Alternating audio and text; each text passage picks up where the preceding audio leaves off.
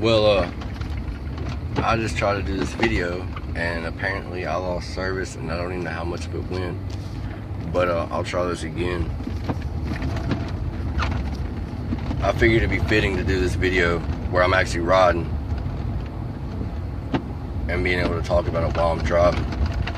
But I came up here to Huntington, like where it's supposed to be so bad, and it's supposed to be like the worst city ever, like heroin epidemic, blah blah, all this, and like you can't do anything productive or positive, which obvious is a lie, because I've been living up here for a year and a half, and I think I've done pretty well for myself.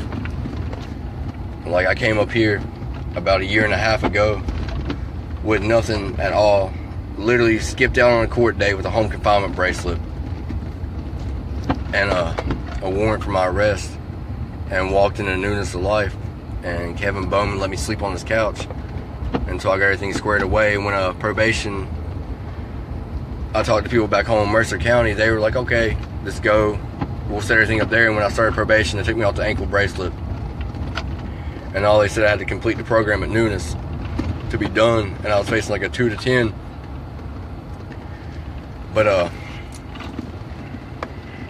when I got where I was facing the 2 to 10, all I had to do was complete the program, and that was my whole mindset, was I could actually get out of all this, because I've been to 14 different places, and I knew that all I have to say is, I just want to get clean, I want to have a life, blah blah blah, and the court would buy into that, which they did. And when I came up here, like the one thing that really stood out to me, because I really didn't care a whole lot, I just was Bowman pulled me into the kitchen, and he's like, I'm a good judge of character, I'm usually right about people, but you look like a person who's actually going to do something. You actually look like a person who's going to stick it out and really become something. And that really meant something to me, because my family loves and cares about me and everything, but they never believed that I don't think they did. I really doubt they did. They probably got tired of praying about it, because my grandma prayed every day that I'd actually get my stuff together. But they probably thought I would just sit in my room and shoot dope and be a burden to him forever. But where he actually said that to me and was sincere about it and really meant it, like that really stood out to me. Like, how does this dude really think that I'm actually going to be something? Like, no one even cares about me. No one even really wants to be around me. How does somebody that doesn't even know me actually love me and care about me and want to see me do good and believe in me? And that made me really start thinking about stuff. But I was up here maybe a month or whatever, and I found out I was having a kid. And the girl I was with, she actually moved into another recovery program just right down the street from Newness.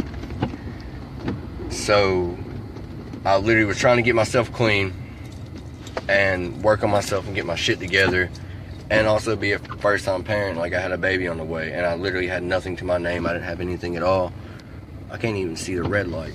But like, it was just crazy. It was just so much stuff, because I'd never done anything. Like, I'm 28 years old, and I never paid bills till last year.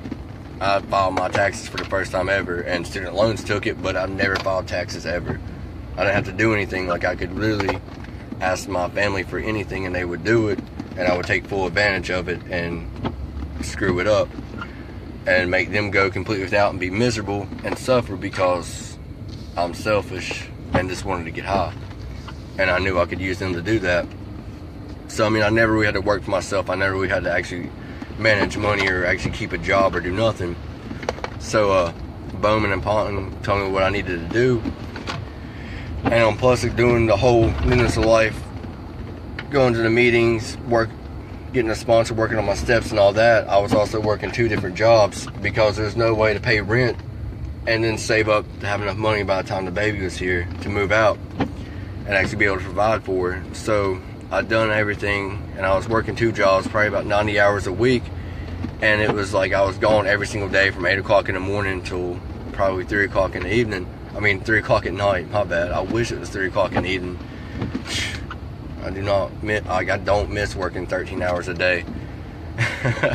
That sucked, but it was worth it. But I would always work my butt off, and I threw myself into work, and I really didn't work on myself a whole lot. But within the 8 months I was at the program, I had my daughter, in March, and I had a month left. And the program my girlfriend was in, they would not let me come over. They wouldn't let me see her because I'm a male and it's a female program. And there's no, like, this is a crap program. But that's besides the point. Bowman and Pond made it able to where I could leave a month early out of Newness, and I did. And with me working 2 jobs, I actually had enough money saved to get my own apartment. And we moved in, and when we moved in, I completely disconnected from every single person. And within 3 months, I ended up getting high again because I quit talking to everybody. I quit working my program, and I just focused on trying to be normal because I thought I had this shit. Because I had 8 months clean, so I got it whipped. I can do whatever. And obviously it wasn't. My whole mindset was screwed up. I was completely depressed and miserable. And I did not care about nothing. Like, I didn't know what I was even doing with myself. But I ended up ODing, and I was still on probation also. So like, I didn't know what to do, and I called Ponton, and he was like, he jumped right in, didn't even miss a beat. And the crazy thing is, my girlfriend was in this women's program. The director, nobody except for one person she's in the program showed up to see the baby when it was born. But Ponton showed up as soon as Jade was born, and he's her godfather now. But I mean, he's the only person that's ever really showed up. And just to show up for, like, he didn't even know me, he didn't have to care, he didn't have to show up or nothing. And he showed up and showed love for me and my kid and tried being there for me, and I shut him out then. But when I called him after I OD'd, like, I had to call and tell probation, and I told probation what happened. And he jumped in and said, alright, if Matt doesn't do any of the stuff I tell him, then you put him back in jail. And my probation officer was like, alright.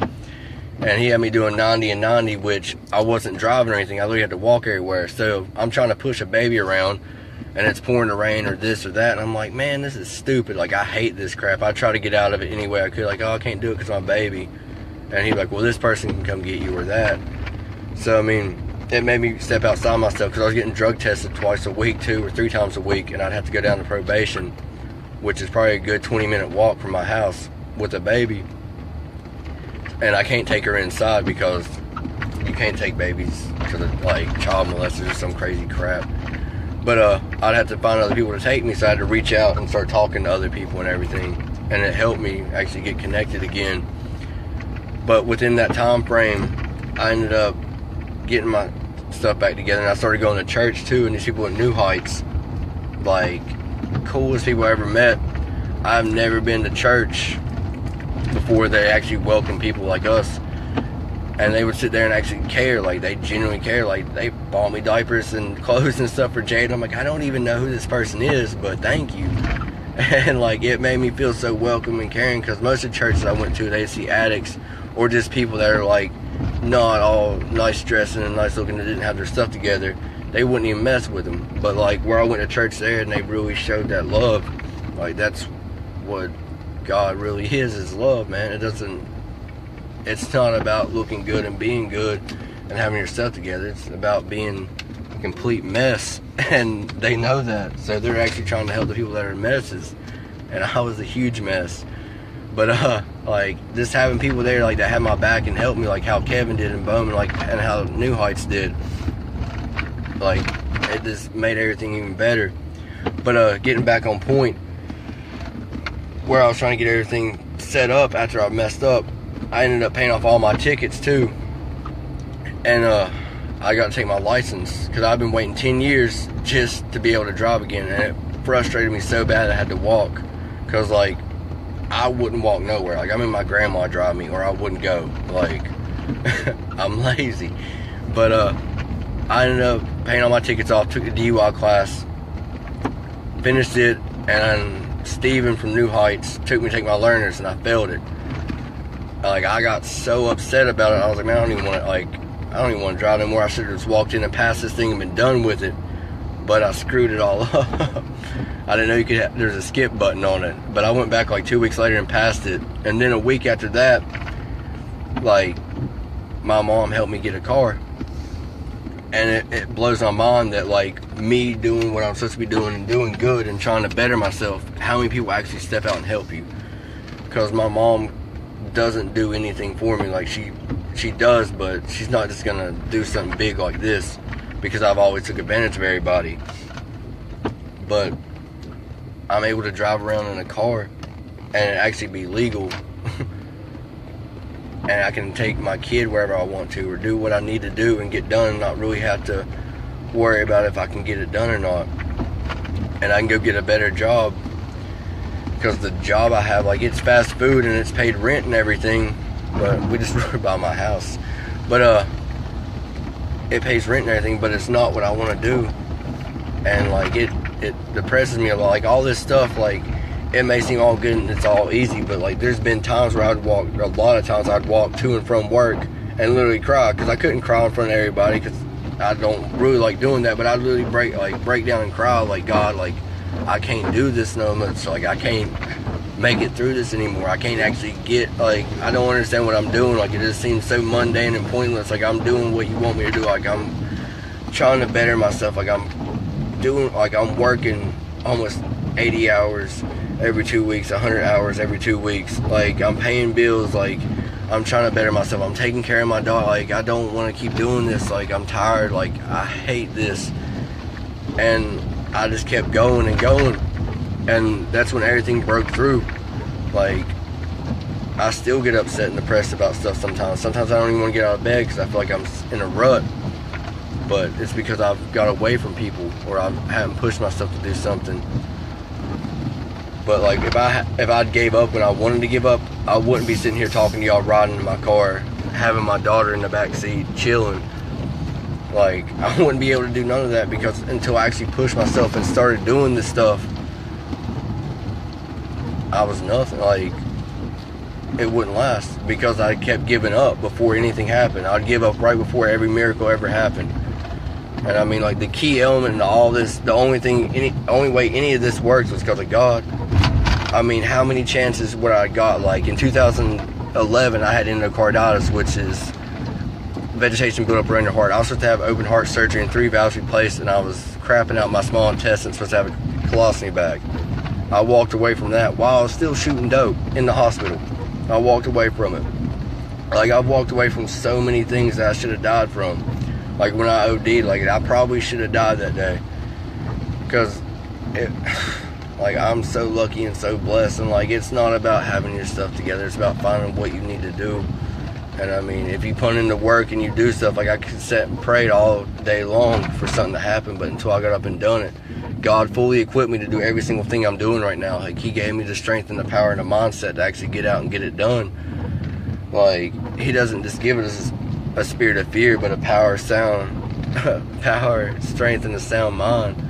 Like, and all that stuff at church, like, the people there, like, just being encouraging about it. And like, when I failed, Steven's like talking about like how many times he had to take it, and like, failing isn't like, it's nothing major. Like, people fail. Like, that's the only way anybody gets great, is by failing, because you learn so much from it. Like, I learned when I OD what not to do and what I need to do. And a lot of times, like, I don't want to get out and go down to Newness. I don't want to get up and go to church. I don't want to go to work, but I do. I don't want to call somebody and be like, hey, I'm doing okay, or hey, what's up, and go hang out. But I do, because I know that's what I need.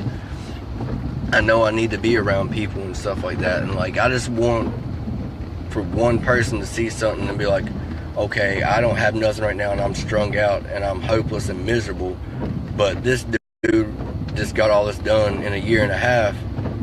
And it seems like it was hard work and it sucks sometimes, but I want to have that. Like, I want somebody to actually be like, all right, we can really have stuff and really be something, and have a house, a car, and be able to be a dad. Like, you don't know how much it means to me that I can actually be a